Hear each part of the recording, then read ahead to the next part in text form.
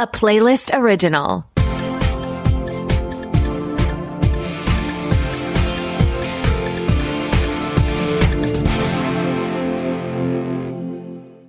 Welcome to the Pilot Podcast, where we review the pilot episodes of TV shows to answer your question, should I watch this? My name is BJ. And my name is Mitu. And this week, we're watching Hostage on Netflix, The Rainmaker on USA, Alien Earth on FX on Hulu, and Damascus on Tubi. So stay tuned to the end to find out which reality we're currently in right now. BJ will let us know. Ooh. Well, while I decide, figure out, investigate, can you tell us what's happening across the pond? You're talking about Hostage on Netflix. An international summit between the French and British leaders goes awry when the husband of the British Prime Minister, Abigail, played by Suzanne Jones, is kidnapped. And the French president, Vivienne, played by Julie Delpy, is being blackmailed. So you've already mentioned kidnapping and blackmailing and foreign leaders trying to come together. How did you feel about all of the drama and plot in this first episode? I have in all caps in my notes, a mess. This was very, very messy, which made it fun. I thought the show at some periods dragged a bit, but in true Netflix drama fashion, they just kept throwing wild things. And so even if there's a moment where you feel it's lagging, suddenly a giant reveal that is aggressively juicy and fun. And so that is truly what happened here. A husband being kidnapped. The subject of the blackmail was very juicy. I did gasp. And I liked that they don't really like each other. Yes, I think that added really good tension where you have Abigail and Vivienne who clearly don't get along and have different goals for their career. And I thought that this whole kidnapping storyline, it would be pretty plain. Husband kidnapped, what are we going to do? But they kept adding twists throughout the pilot episode, which keeps you engaged. And we still don't quite know the motivation of the kidnappers. They're asking for pretty tall orders of both world leaders. And because of those very tall orders, I think that that's not necessarily what they want. I think it's going to be revealed later. Like, obviously, the prime minister is not going to step down, which is at one point one of the messages she receives in exchange for her husband. So it's like, clearly, you know, you're not going to get that. So what do you really want? Or what are you buying time for? And I think it's very clear they have someone on the inside, which is juicy too. Yes, they clearly know something's going on. We get a few viewpoints from the kidnapper, so we did see them stalking the husband, preparing for this whole situation. And they're even sending messages to the prime minister's daughter. So this is very elaborate. I feel like we've also seen a lot of media like this recently. I'm remembering that G20 movie Viola Davis just did where she's the president and all the world leaders get kidnapped and she has to deal with other world leaders that she doesn't necessarily like, but they truly can only rely on each other. And then very recently, a John Cena, Idris Elba movie just came out where John Cena is the US president, Idris Elba is the UK prime minister. They literally don't like each other. At least in the beginning of the film. Obviously, it's very buddy cop type of energy where they eventually win each other over, but they have only each other to rely on in this very scary kidnap scenario. So I like that here as well. Unclear why this is just sort of in a lot of media right now. We're coming back to Harrison Ford on Air Force One, but I like that because they don't like each other, it makes it that much harder that they can only rely on each other. We have a scene where the prime minister can't even tell a close member of her family what's happening because it's just too high risk, too touchy right now. And you bring up a good point with them having to rely on each other. We only saw the pilot, so I'm sure their relationship will evolve as the kidnapping and blackmailing story evolve as well. But it's kind of fun to watch that they don't want to help each other. Yes. Even before all the mess pops off, we learned that the UK prime minister said something slick on a hot mic about the French president, and she didn't want to apologize to support the French president's campaign. And then when they're photographed together, I laughed when the French president was like, "Your smile carries too much tension." Basically being like, "Girl, fix your face." She was shooting jabs the whole time they were together. Yes. And I think that brings up an important point, for us at least. The drama, the kidnapping, blackmailing, the jabs at each other, personality clashing was all more interesting than the actual political roles that our lead characters have. Yes, I could have even done with a little bit less of the more realistic political discussion. Like, we know, for example, that there are right-wing movements in Europe that are anti-migrant. That comes up as a theme a lot in this pilot episode. And I kind of didn't want to get taken out of it and think about that and think about these issues when it's like, no, I want to focus on these two women that hate each other but got to work together. And I feel there's potential that they'll find the right balance and lean more into the tension. I think that they will, because it's a Netflix show. Ultimately, what I love about a good Netflix drama is you can't even fully tell if they're necessarily great, but they're just compulsively watchable. I saw so many reviews of Hunting Wives that was similar, where it's like, this is a good show, this is a bad show, this is a great show, I can't stop watching it, and I have watched all 10 episodes or whatever, and I feel like this is a similar entry in that. So with that, do you want to watch more episodes of Hostage on Netflix? I would watch again casually. I do want to know the outcome of all of this drama and tension, if these two leaders will come together or if they'll turn on each other. All of that still seems like a possibility. How do you feel? Same here. They got me, girls. I do want to see how this turns out. And if you're a political drama person, I think this is just a fun one to casually watch. Why don't you take us back across the pond to a U.S. law office? You're talking about The Rainmaker on USA. A hotshot young lawyer, Rudy Baylor, played by Milo Callaghan, is fired from his prestigious white-collar firm and signs on with a small-time ambulance chaser and her less-than-honest paralegal who work out of a converted former restaurant. So, Mitu, you actually informed me that The Rainmaker is based on a book. Real ones know. And I was telling BJ about this prior to us recording. John Grisham books, when those dropped, it used to be an event for me and all the airport dads. When I was a child, I would greatly anticipate the next John Grisham joint. And so I remember getting my hands on this and reading this, and it was very fun. And I think one thing that really marks all of his books, obviously, is that they're just really righteous legal dramas. There's a very clear protagonist, good guy, typically in these books. He's trying to use the law to make a good thing happen. And in this case, we're having this as a vehicle for USA Channel to get back to being a legal drama channel. Yes, this does feel like USA leaning back into its late aughts, early 2010 style of programming. We have our protagonist, Rudy, who, came from a tough background, issues with his family at home, but he is working hard and he wants to help everyone and believes that the legal system is unfair, but he knows what's right. When he walks into the office and John Slattery plays his boss, his boss for one day, and he was so good in that role, so fun in that role, so dastardly in that role. And he challenges Rudy to say that the legal system is fair for everyone. And Rudy is like, no. And then he lists his example is domestic violence. And he lists all these cases that demonstrate why they're not the most fair legally for victims of domestic abuse and violence. And him listing all those cases and his voice just getting stronger and stronger and stronger as he does it, that I was like, this is a John Grisham book. This is a John Grisham movie. And I wrote in all caps in my notes, USA is so back too.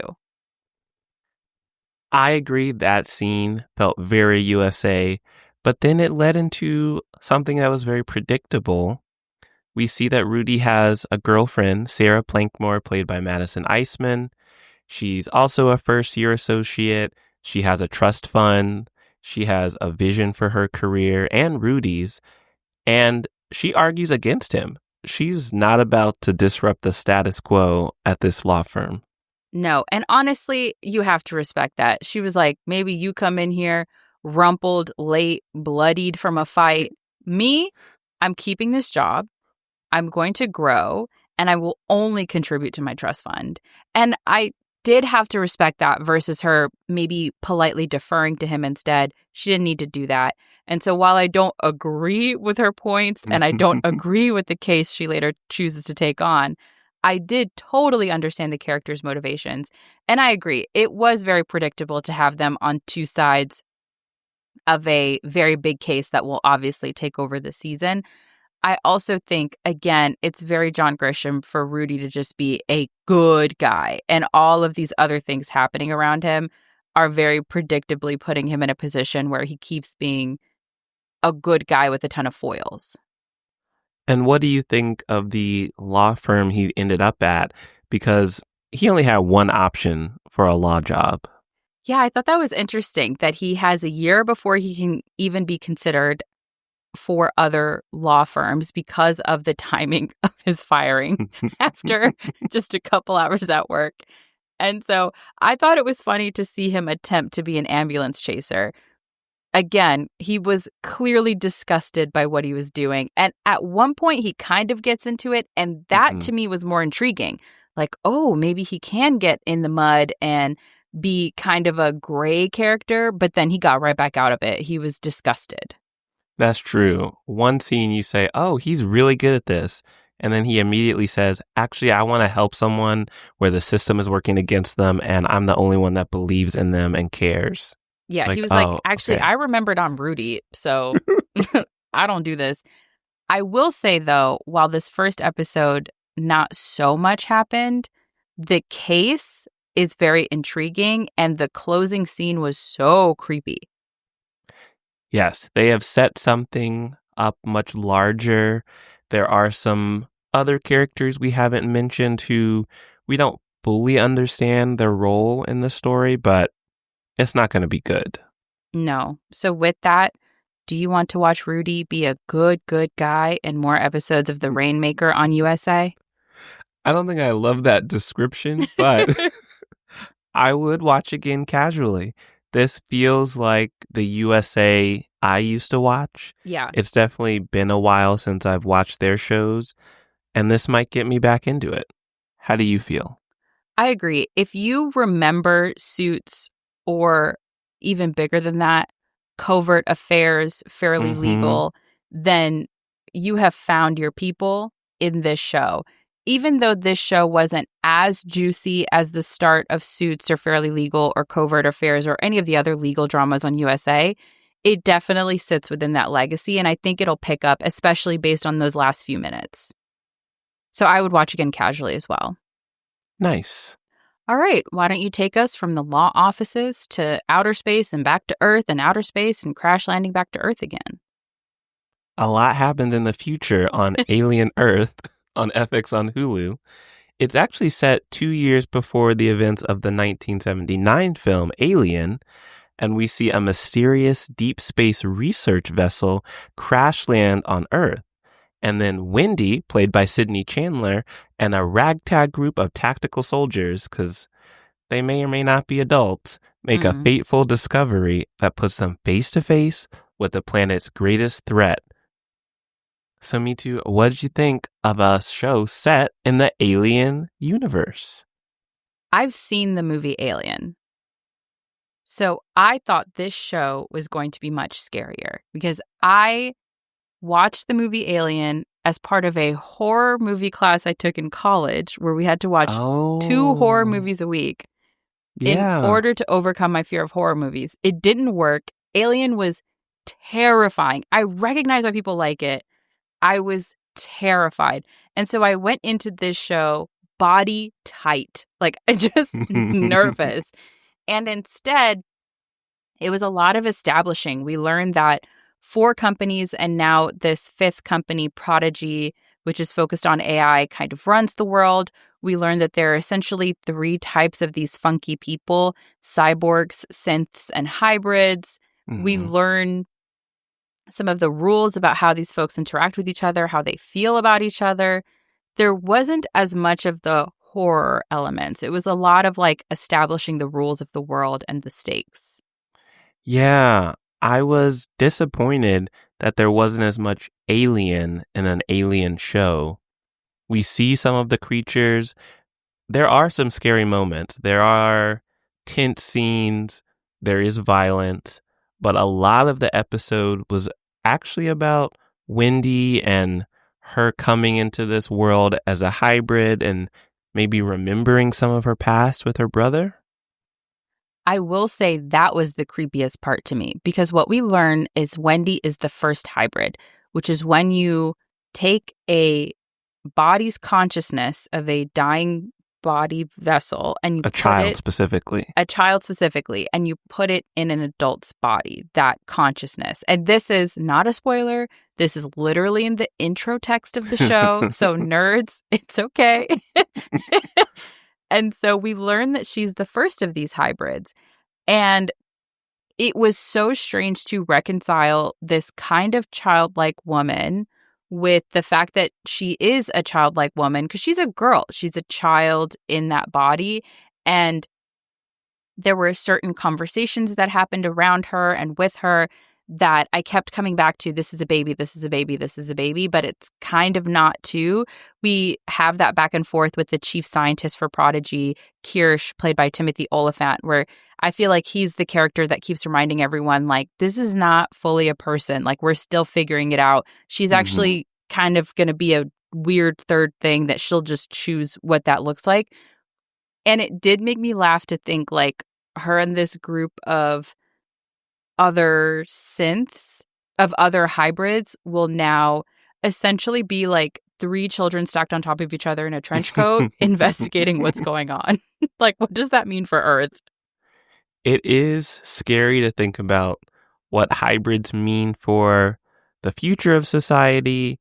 And it is interesting that Wendy, that's the name she chose for herself. Yeah. It's actually not the name of the child whose consciousness was transferred into the body. It's interesting that they're leaning really into this whole Peter Pan concept of never aging children who also have kind of been kidnapped from their home. But then this is supposed to be about an alien horror story. And we get a little bit of it. I was very intrigued by the security officer, Moro, played by Babu Sise. Can't trust him. Not at all. Very intrigued by him. His colleagues seem to not trust him because he's a cyborg. For me, I'm not a cyborgist. Like, I just don't know if I trust his motivations yet. It's just a vibe, you know? Just a vibe thing. But I thought just that actor, he played that so well, where I was like, oh, I just can't get, like, I can't put a finger on what's going on.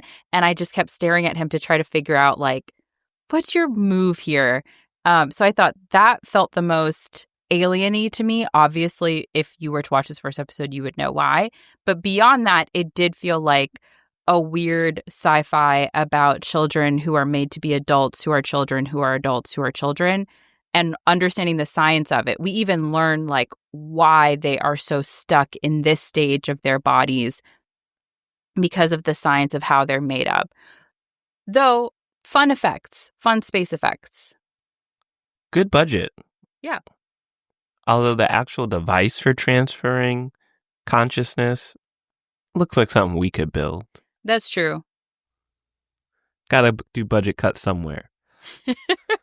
So, with that, would you watch more episodes of Alien Earth on FX on Hulu? I'm not a sci-fi nerd in this way.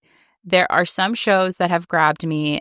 As earlier listeners of this podcast would know, I love the show Firefly. That really broke through to me.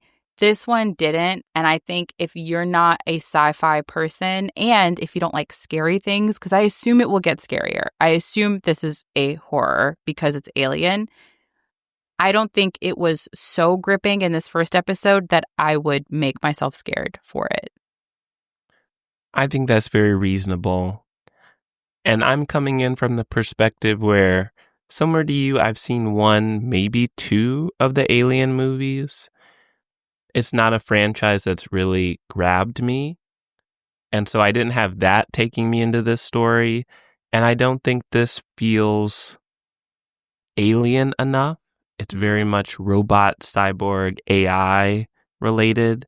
Yeah. And my expectations weren't met. So I would probably watch another episode while eating lunch. Okay, just to see if it picks up. Mm-hmm. Fair. Okay, so how about we go to another sci-fi series that mixes with your favorite genre, comedy? You're talking about Damascus on Tubi. A 33-year-old man, Damascus, played by Okirite Onaduan, is on a know thyself mission, and he begins it with an experimental immersion therapy that sends him into alternate timelines of his own life. So right there, I gotta say, I was concerned when they read off the risks of this therapy, DIRT, digital immersive reality therapy, where you can mess up timelines in your own life. He was not concerned, and his therapist, played by the iconic Black actress Janet Hubert, she was not concerned either. So what did you think of this whole idea that what we're seeing might be an alternate timeline? I loved it. I'm curious about your thoughts as our resident sci-fi nerd. For me, I liked that I couldn't tell if what I was seeing was real. I loved the surreality of different elements. Like there's a moment where people are making fun of him and there's a literal laugh track and you can't tell if like that happened in this universe because it is, they say 2023, but just a kind of different version of 2023. Mm-hmm. I even liked the animated elements of the Dirt explainer video, incorporating him into it. I thought it was also a good mechanism actually for setting the rules of this world. And I like that the character himself, Demascus, he prides himself on being unknowable, which also continued to make this like topsy-turvy because I really could not predict his next move. Yes, he is a very unpredictable character. I would say even the plot of this first episode is unpredictable. Yes. Where you're not sure when Dirt started or if it hasn't started yet. And in this alternate past for us, actually, 2023, they have really advanced VR rooms. And so then you're also wondering, are they in a real place? Because sometimes they fool you and that golf course is not real. Yes. It is so odd. Even that reveal blew me. I thought that made it so fun and it just keeps you on your toes and it requires a certain level of focus. Like this is not one of those shows where you're just like on your phone or messing around. Like you would want to watch this and tune in. And speaking of that golf course, we come in contact with his friend, Red. I guess not close friend. That man was the funniest character to me. He made me laugh every single time he stepped onto screen.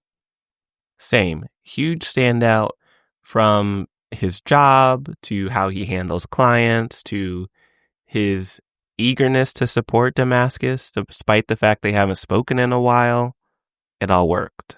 Damascus essentially has to roll up on a man to avenge his sister. A situation.